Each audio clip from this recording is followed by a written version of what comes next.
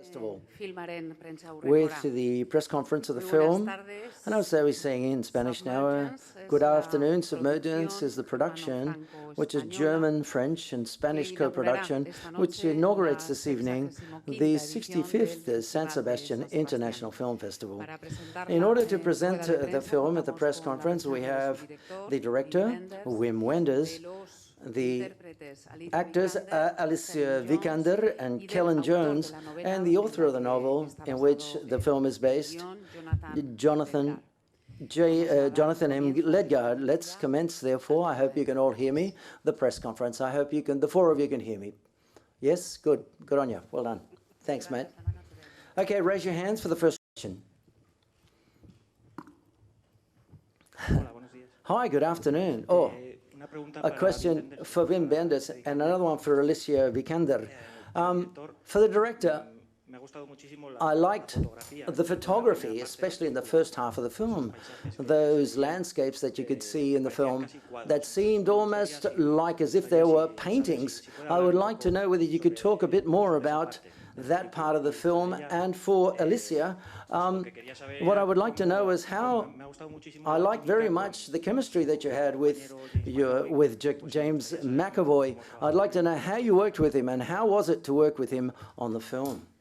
So I give you time to think about it and I answer. I got it in Spanish. I never got it in English. Two. Okay. Okay, can you hear me now? Can you hear me now? Alicia, channel, I think it's channel 3. Channel 3. Yes, Alicia. The question was, how was it to work with James McAvoy and the chemistry between both of you, so on and so forth, okay? Lovely. No worries. So now, landscapes first, places.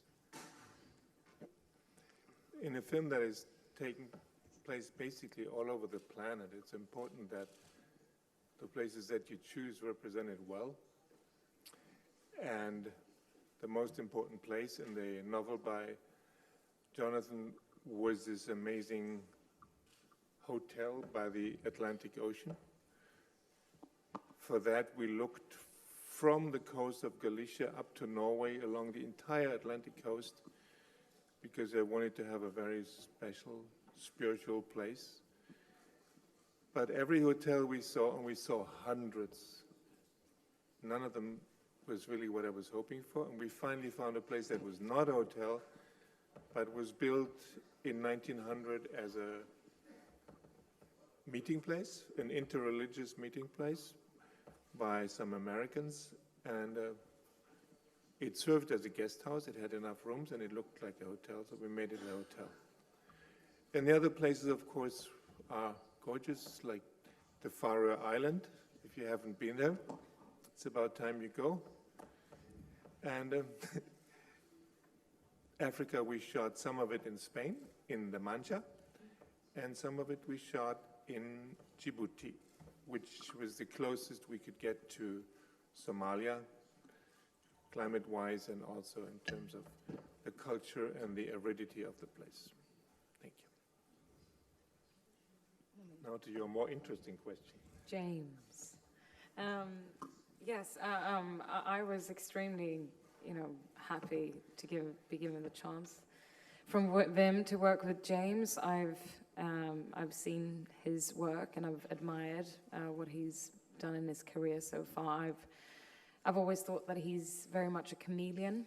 I'm very impressed with the very different kind of roles that he takes on, but how extremely truthful and real he always feels. Then I think maybe if any of you journalists have met him in real life, he's a hoot. He's a very, very funny man. We can confirm. Yes. He's almost like the Joker in the game, which is lovely to see because it kind of lifts up any room and working space that you have. And then it's amazing to see as soon as the camera's rolling or you're in rehearsals, he is, one of the most devoted actors that I've seen. So no, I loved it. I really enjoyed working with him. I miss him here today. I think it was the greatest challenge And when I read the script, I thought it's easy to shoot in Africa and it's easy to shoot all the other stuff under the water, whatever. The only real difficulties, and we have to get that right, otherwise the film is no good, is the relationship between the two of them. So that for me was the biggest task, and I'm extremely happy that Alicia and James really played their hearts out and that their chemistry was so wonderful. Thank you. Hola, buenas tardes. Hi, good afternoon. Hi, good afternoon. Over there on the left, Wim Wenders, I would like to ask you. ¿Dónde estás? Over there on the left. Hi, because of this project is quite old with the jihadism which is introduced and filters into the love story, jihadism which has hit Europe, unfortunately, and is an issue which is in everyone's conversation and of great concern to everyone at the current moment. What can you say about the jihadism and what's happening nowadays and how it's a current issue? And it seeps into the film, as you can see. Well, it was one of the things that was in the script, one of the main subjects of the script, as well as, of course, Jonathan's novel. And one of the things that attracted me to it was that it became a subject in the film and in the novel, and that it was taken seriously, and it was that one could look at it without prejudice. And we had no intention when we made the film that it would be such an important subject in our days today.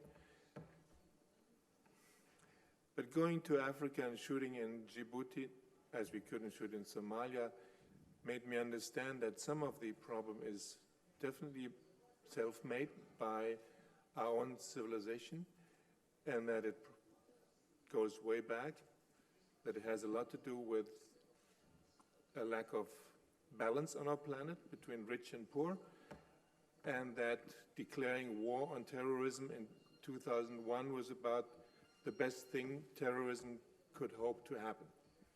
And we really created this monster partly ourselves by declaring war to it, which is what they wanted and which is what upbraided them big time. So thank you. John Hopewell from Variety. Hello. This is a question for Alicia Vikander. I thought it was very interesting in terms of your relationship with the James McAvoy character, that when it came to who decided who did what, whether it was when they met, what time they met, or who made the moves in the physical relationship, it was your character, not his. Did you find this at all strange, or have you noticed in these kind of scenes an evolution where a woman is allowed more and more to express her physical enjoyment of caressing a man rather than normally it's the other way around? It's interesting because I didn't think about this as much as you seem to have thought about it, which is maybe, maybe that's just because I think a young generation, that is kind of reality, and in the sense that it can be both ways. It's a personality, it's not gender. That's what I'm saying.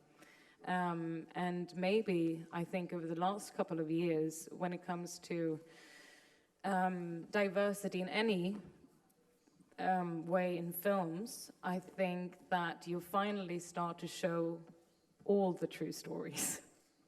And maybe it's been in films up till now that, like when I started, it feels like it's much more women who are, directing or telling stories today, or diversity in front of the camera, and that just means that we get all the stories out there that should have been told and that I feel are true to the reality we live in. I wonder if Mr. Wenders could comment on my question, if he was listening to the question once I said this is a question for Alicia Vikander. Yes, I think I did listen, and I was waiting for an answer. And you see, these are two very special characters with really dedication on their minds, and they're both willing to go to the limits of what they're able to do. And we soon understand she's a very serious scientist, and in this one conversation they have the day after their first night, we realize that normally she makes the choices with whom she goes to bed, but normally the next day she doesn't see that person anymore. And which I think was a very poignant scene. And I also really found it interesting, you know, when I read the book and the script, that I find it quite rare that it's a romantic story that's really built up in a very intellectual way. I think in real life, a lot of people can relate to the fact that you can have a meeting or a connection with somebody, and maybe if it's in the beginning of when you actually got to know that person, it can almost be an after effect. That it's not until days or maybe weeks later that you actually realize what that impact had to you. Because I think we live very fast lives and things kind of, you know, yeah, it's a certain momentum. And then it's almost like, I think with, you know, my character that I played, I think it's more that, you know, it's not that you met and you fell heels over, you know, in love, but later on, you know that it was a connection. It was a meeting and you know, a certain understanding, even though they're very different people, that made her realize that this man actually meant a lot more than what she maybe realized at the time.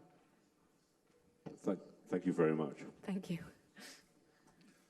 Hi, Rodrigo Fonseca from Brazil, TV Globo Brazil. A couple of questions to Mr. Wim Wenders. First of all, thank you because you exist.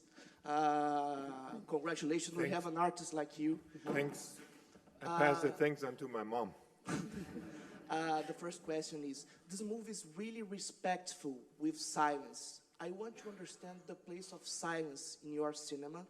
And the second question, we could define Submergence in several ways, a spy movie, an ecological thriller, many ways, but it's a love story. What's the importance of love story in the world we live today?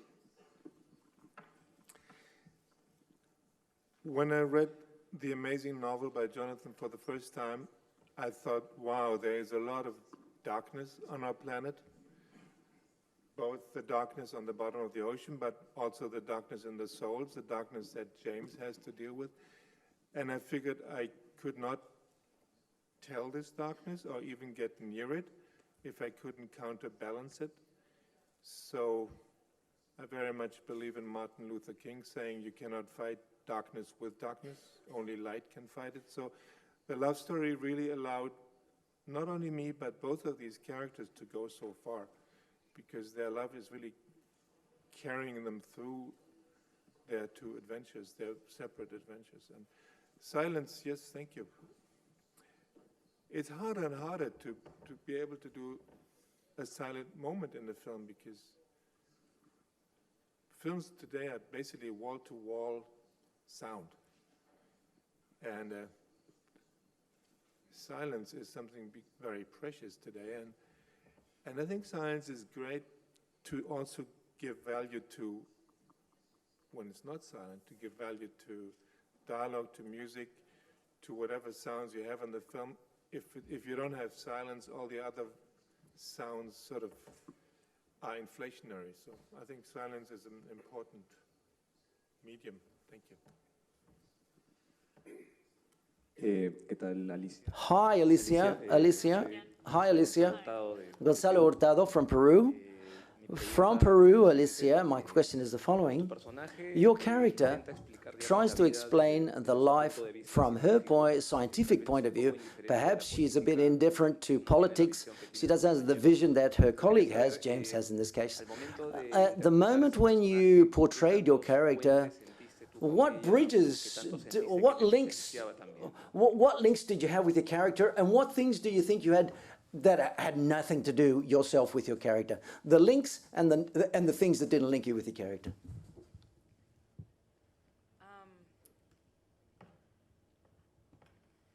I mean, the links, I guess, are, you know, I think it is a very easy thing in any profession that you go in and and repeat yourself or go very close to yourself. I think I, always try to honor a character and try and step away from myself. But of course, then I use my own emotions and my experiences as the tools to create an imagination. So in one way, there's always a link there, I guess. But I admire her for being so extremely hardworking and passionate. And I learned a lot from her. I actually, stepping into this film, I had no idea what some of these scientists that we have and mathematicians are doing and what they're doing for us in our world. And I got the chance we did preparations and went out with the actual company, Ifremir, on their boat for a few days. And I thought I was going to sit, meeting these scientists, a lot of fantastic women who became great inspiration for me for this part. And I thought I was not going to be able to understand anything. I almost excused myself walking into the room. And instead, they just took me on this journey of seeing, like it's mentioned in the film, it's really a whole world underneath our own world. And to get to see all the creatures and the living things and the fact that, it's not photosynthetic. Exactly, yeah, chemosynthetic. To kind of get an insight into all these things made me, pick up several books and learn a lot. And in that sense, I'm very happy that she invited me into a new world. The actual woman was called Marianne. She actually does the job of a biomathematician, and she did this exposition that Dani, as the character, did for the first time in the film. She did it several times. And Marianne actually saw the film before it was finished, and she realized we needed a very special kind of shot of these smoking chimneys, the black smokers. And she went down one more time, and she said, this time I'm going to get you the shots that you need.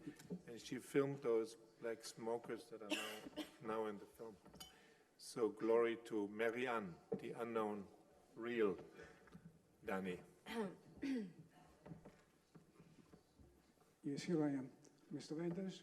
Where are you? Yes. First thing, I wanted to come back on the first statement you made about location. I just find it hard to believe that you chose Dieppe just by chance, because they meet in Dieppe. Now, Dieppe is not just any place along the Atlantic coastline. Dieppe is a site of a battle. Dieppe is in fact a very symbolic battle because it is the last time the Wehrmacht scored a victory in the Western Front, and it is the last defeat for the Allies, right? After that is victory. Right.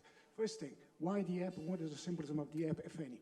Second thing, which might sound a bit more personal and more sort of transcends the borders of the movie itself.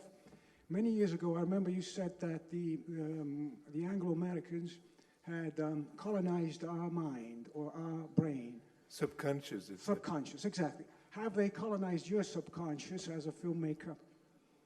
So the two questions are very different. Huh? Yeah, the second one is easy to say. They haven't. I got hold of it again myself, of my subconscious. But the first question, you're right. It looks like the film was written to begin in Dieppe, with the German bunker on the beach, and James saying that's why I came, because I wanted to see this sacrifice. It's almost like a pilgrimage he makes to see this place. But I tell you, we found this bunker once we had decided that we were going to shoot in this hotel.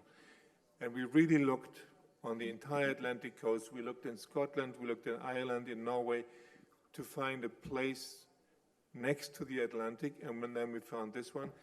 And it confirms my belief that places add a lot to a movie. And the place, the Atlantic coast near Dieppe, gave us this unbelievable present, which was this location that made sense for James, that he wanted to go there. And we were so happy, James and I, when we realized we finally closed a hole in the script. Why is he there? and it was the place that answered it. So you could say we planned it like this from the beginning, but we had not. It is a big, how should I say, gift from that particular place, the Normandy, and that beach where indeed 5,000 Canadians were killed and nobody made it to the beach alive yet. Thank you. Sí, aquí una pregunta para Hi. Wenders. A question. Quería preguntarle si Sí, espera. alguno de sus personajes representan... perdón. Okay, question for women. Your characters, whether they represent a comfortable Europe that looks into itself and doesn't look to what happens on some other continent. And what do you believe, what do you think the European society is doing vis-a-vis this issue? Alicia, you're talking about women's roles. You made this film in which you're a scientist, but we're going to see in Lara Croft. I'm not too sure whether you know, do you belong to a generation of actresses that because of the advance in equality to play much more diverse roles than other previous women actors, okay? What do you think sorry, going back to what the first question for you, Mr. Wenders, what do you think European society is looking at its navel, it's not looking at other continents? What do you think about that issue? It is indeed a little sorry that Europe over the last few years has been so egocentrical, because by definition, and if you look at the history of Europe, Europe has really been a little bit, in many ways, very, very open to the world, and it's only recently that we're closing borders again, which is culturally a catastrophe, I feel, and a shame for this beautiful continent. And I hope that the film helps a little bit to make people aware of the fact that this planet is one place and not a protected place called Europe, and everybody else can see how they can handle the rest of it. So I hope that is one of the things the film opens a little bit, a door to, for instance, Africa, or to the oceans. The oceans is an important part of this planet, and the way we're destroying the oceans at this moment is a scandal, and Europe is behaving just as scandalous as everybody else. Thank you. And can you repeat the question in English? Maybe just... Sí, repetir. Oh, yes. No, si la puedo. No, the question was, you're a young generation, you play diverse roles, you played this woman in this role, you're going to play Lara Croft. Do you think that your generation as a woman actor has more possibilities than the previous women actors in the past? Do you think that's the way it goes or not? I'm still, young and in the beginning of my career, in the sense that I've done this, well, maybe an English-speaking film. I've worked for 6 years, and I must say that I feel like it has been a difference since I started. I mean, I remember when Hunger Games came out, and you saw a female actress took center stage and proved not, only that it could be a good film, but that it could be as big of a commercial success. And I think since the last few years, it's the awareness of the disimbalance has really made people think differently and maybe, open their eyes and open up possibilities for opportunities for everyone. And so I think, it's baby steps, but like with all of these, big subjects, I'm positive. And if you are that, I think there is progress. So I hope that it's just going to continue. Yes. And if you look at the range of parts that Alicia has played, I think I saw all of them. I don't think that there was any generation before that was given this chance. Good afternoon, Ms. Vikander and Mr. Wenders. Daniel Rebola for APT de Cine. I have a question for both Alicia and Bim. Do you feel a particular pressure concerning press reviews being the inaugural film in such an important festival, in San Sebastian Film Festival? Thanks.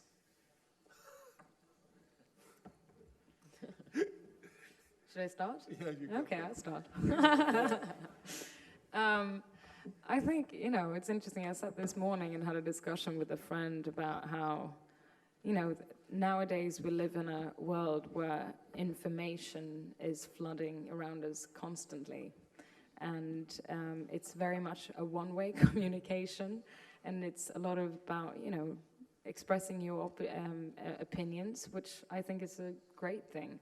And I think as long as you are articulate and have proper criticism, both good and bad, I think everyone should be able to say exactly what they want. And when it comes to making films, I think the truth is always just to make film or stories or work with people that you believe in. And that is what I'm going to continue to do, hopefully, throughout my career.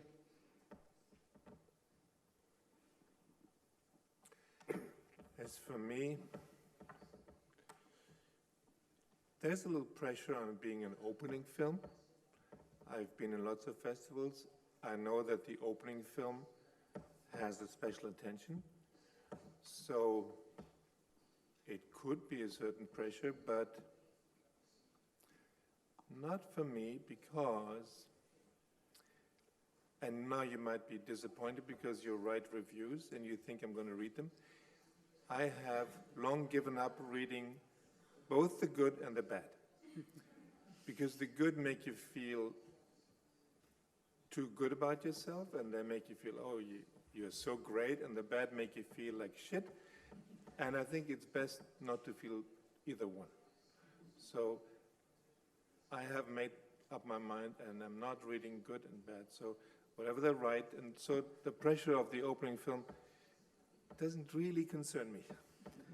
And I beg your pardon that that I'm not reading, but I had to make that choice at one point in my life, and I said, rather not. I read reviews of other movies.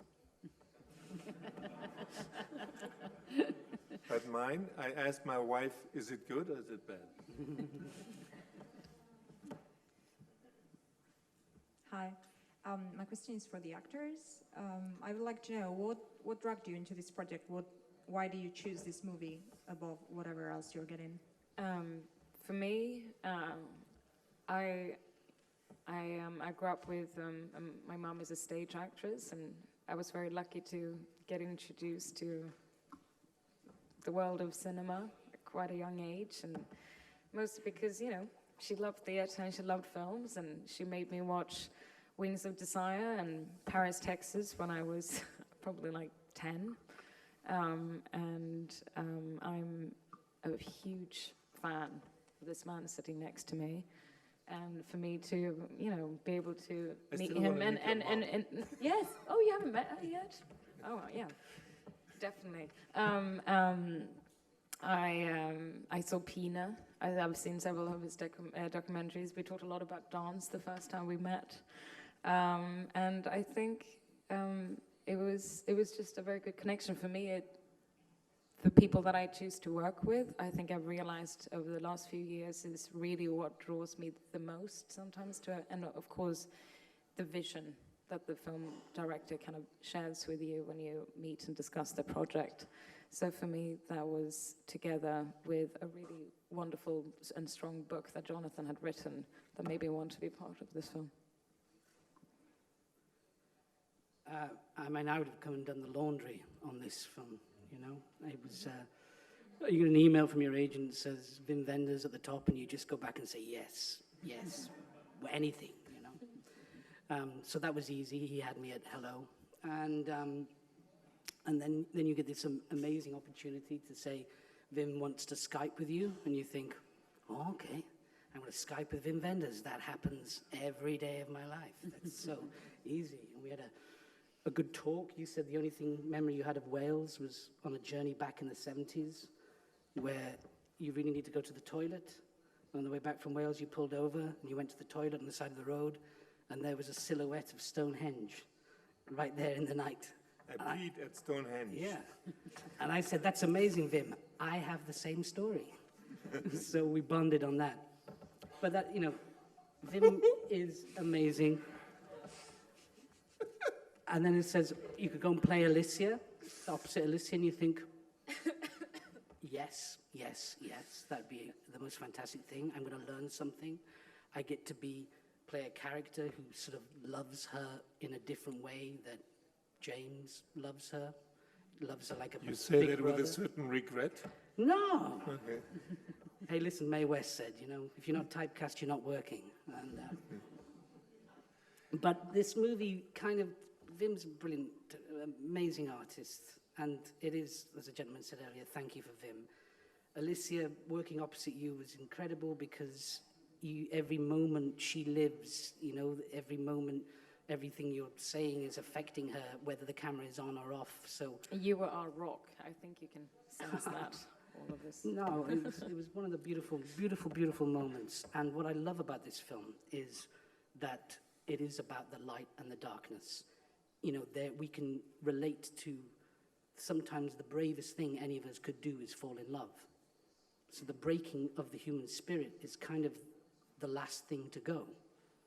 So as James is in the darkness looking for the light, being her, Danny is about to go into the darkness and find the light, but she can't, the connected tissue between them. And I saw the film for the first time in Toronto last week.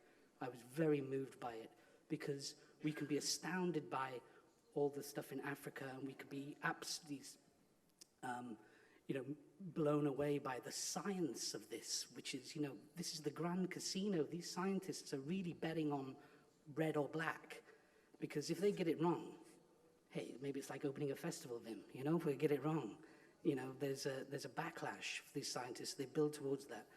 But it was the falling in love that kind of moved me, when James holds Alicia's face and Alicia looks at him and thinks, I'm going to fall in love for the first time. That was an extraordinary cinematic and storytelling moment. So it was a long answer. I had a great time. I love San Sebastian. I love this guy. And Alicia is just an absolute wizard. So, yeah.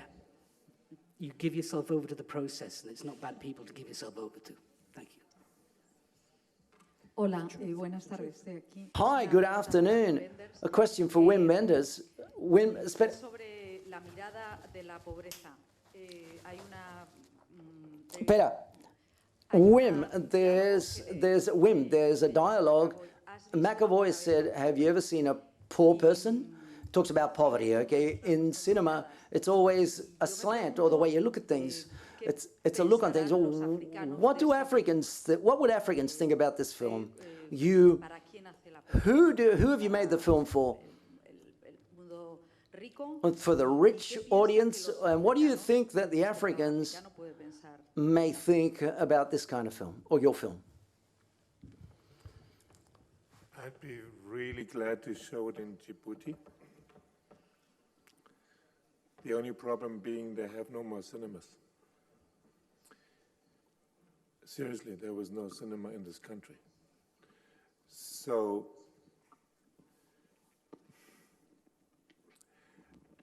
I've worked in Africa before, and I shot in Africa before, and it's a place that moves me very, very much, and the people move me very much. And you're totally right to ask the question, who are you making the film for? Because in terms of distribution, only very, very few of our films ever make it there. And I think I've, in my mind, already made that choice, that I was going to take the film there and make sure that some of the people can see it. And but it's overall, of course, a question also, what is film distribution today? And our European films, because this is a European co-production. And as such, already it doesn't travel as much as other movies do. And yep, that line is tough when James asks her, do you really know any poor person? Because he does. And I think it's a good question to ask anybody. Do you know any poor people? And it remains a little bit open, the question there, and I think it's good that it remains open because it's a question that should remain open in all our lives, because we're all not part of that part of humanity that could be called poor. Thank you. Quería We preguntarle had a a Alicia. fabulous actor on the crew, Hakim Shady, who plays the Al-Qaeda commander. He was born in Somalia. He lived there until the age of 8 or 9. Then he had to flee. He was a refugee. He has a big scar on his face, which he got as a kid. He lived in... Over football? Yes. Over a game of football? Over a game of football. He knew these Al-Shabaab people from direct contact. He had to hide from them. He had to run away from them. He lived in Kenya in refugee camps for 12 years of his life before a welfare organization took him to America, where he's now living. The hardest thing, and I'm eternally grateful to our Spanish co-producer. Juan, can you just get up? Juan Gordon, our Spanish producer. Because they made the impossible possible. There was the perfect man to play this Somalian in the movie. And he was from Somalia. He knew what he was talking about. And he was a refugee in America and couldn't travel. And the Spanish production really with the Spanish embassy, made the impossible possible. They got him here. He could play the part and then could be home. But by now, he has a green card and he can travel.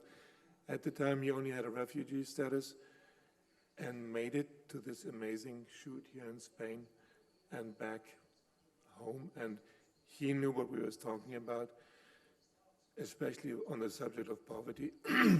And he was my most important advisor on the film, on everything that concerned the Somalians, concerned the Al-Shabaab fighters. I had to ask him because he knew firsthand. So he was really great, and he was proud to be in Toronto, and he gave his first interviews, and he was amazing. He said that he had to pinch himself, that he'd come so far, and we had breakfast. We went out at a big, dirty Canadian breakfast together, where you pour everything covered in syrup. And he sort of said that he wanted to use some of the money to build a well in the village that he came from in Mogadishu, which I thought was a very moving thing. But at the same time, he said, I have to pinch myself for the distance that I've traveled. And I suppose all of us feel like we've traveled a distance. We've traveled a long way. But when you meet someone like Hakim, you think, we've just made one step. They've flown to the moon in the distance they've traveled. And all that context, all that history, all that relationship, all that help, on top of that, he's really good in the movie. It's really, really great performance. So I'm going it's to extraordinary. hire you as my PR agent. No. I only speak the truth. Yeah. Thank you, Cal. Alicia Vikander, Alicia Vikander, you're so natural, and I would like to ask you whether the Oscar award-winning actress sounds natural to you when somebody says that to you. And then going back to the character and what you were talking about before, did you pass maths when you were a kid? Your maths exams when you were a kid? I'm going to tell you something. Well, when it comes to math, well, I was history, actually, and then math was probably my favorite subjects. I tried to get into theater school, and I didn't get in, and thank God I thought I had done extra math after I finished school, because I thought I was going to go into law school. So yeah, I did manage to get all my final math degrees, and I got into school, but then I got another shot at acting and gave him, thank God. You could have become a mathematician. Not a mathematician. I only did that to pass to get into, no, I really enjoyed maths. I actually thought it told a lot of stories, interestingly enough. But and my Oscar-winning actress. Yes, it feels still very new to me to hear those words. And I grew up in a small town in Sweden, and I used to watch the Oscars at 2 a.m. in the morning with my mum every year, and that was almost also what he talked about. It was just a window into a very different universe. That wasn't really something that was close to the world I lived in. So it was pretty surreal journey, especially when I got to experience it with my parents and my family being there. Hi, good afternoon, Mrs. Vikander. A question for you. Before, Mr. Wenders said that the biggest challenge for him in this film was to film the relationship between your character and James McAvoy's. And my question is, what was the biggest challenge for you in this film? And the question that I think is for Mr. Ledgrand. I think this is a question for you. Why James McAvoy's character does not use the GPS device that's in his teeth before, for God's sake? I think the biggest challenge that was getting into the head of a scientist, because I didn't have any experience myself of that world. So those days on the boat that we had and the meetings with the women that I met was really the essence of me trying to be able to build this character truthfully. And I thought it was, it's interesting to meet people who kind of, they sometimes, in a very natural way, she could describe things that I stood, in the back of the room. I was like, I got about 5% of it. But what I loved was that it was just her language. It was her truth and her belief and her entire universe, and something that was so natural to her. So that was something that I wanted to get into the movie. That it's not about, it was a lot of factual, words and descriptions that I had to come across, but I wanted it to really feel as natural as it did when I met these scientists. Brazil, hi. Sorry. I think it's important to put a little bit of context on James's character and where we've come. When I was writing the novel, I was an Africa correspondent for The Economist magazine in London, and I was a terrorism correspondent. So I was very lucky at the time to actually go into Somalia and sit down with the Al-Qaeda commanders myself. And I knew, obviously, a lot of intelligence officers, including Spanish intelligence officers, French. There was a French spy who was kidnapped in exactly the same way that James was kidnapped. The brutal fact is, today, we wouldn't have a film, we wouldn't have a novel, because James would have his head cut off in the first minute. The world we're living in now, in terms of terrorism, is a lot more brutal and violent. You would not have those conversations, you never have that interaction now. That's gone. So, in a way, the film is almost nostalgic for, where we are now is terribly brutal. I'm not quite sure what you mean about the GPS device. Look, this is not Jason Bourne, right? And it's certainly not James Bond. It's the real grungy end of the reality. Maybe, I think, in the novel as well, he's a little bit incompetent, to be honest. But that's the reality, right? You have incompetent spies as well. But the important thing, if you're going to remember him and Danny, is a sense of duty, sense of purpose, a sense of striving, and he probably could have made different decisions. Though, of course, now we've come full circle, and you would actually send an agent back into Somalia now. British government definitely would do that. They would send a guy in to stop a bombing in London or in Madrid or wherever. But one would hope that maybe... then we had this idea of a tooth device. What was the thing with the tooth? Well, he activates it only when he's come to the end of the mission. And as his colleagues tell him in the beginning, we can't get you out of there. Once you're in there, we can't get you out. And so he only activates it in the very end when he realizes they're next to the American army base And if he doesn't activate it now, much more damage might be done. So it's almost a suicidal act. It is a suicide at the end. When he activates the thing, it's also his own. It's also his own death sentence, so to speak. So, but as a tool, it was a little bit of a James Bondish, and yes, and it felt more real when he's in the museum talking with his colleagues, and they tell him, you take this thing with you, but be aware that once you're in there, we can't get you out of there. You can just let us know where you are, but we cannot really save you. And they don't save him in the end, they just bomb, and he's one of the victims. Thank you. Una última pregunta. One final question, sorry. Again, Mr. Vendors, you have a long and intimate relation with documentaries throughout your career. After working so many times with documentaries, how does this affect the way you deal with fiction, especially with realism in a film like Submergence?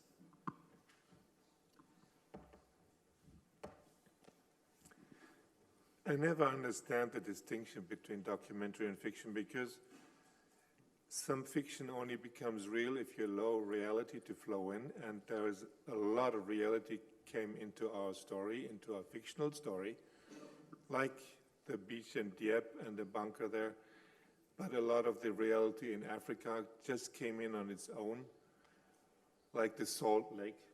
For instance, you shoot on a Salt Lake, it's like you're shooting a documentary on a Salt Lake. It's not much of a difference. And reality, I think, in a fiction is as necessary as anything, because if you don't have any reality coming in, if you just fabricate it all, it's fantasy.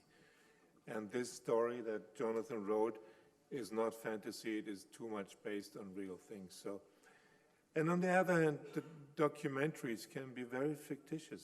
I mean, I made Buena Vista Social Club thinking I was doing a music documentary, and in the end I realized I had happened to be there when a real fairy tale had happened. And I documented a fairy tale. These old men became like the Beatles, and I just was lucky to be there. But it was really a fairy tale. So the distinction between documentary and fiction is completely overrated. Thank you very, very much, all of you. Muchísimas gracias a todos. Thank you very much, everyone. Thank you.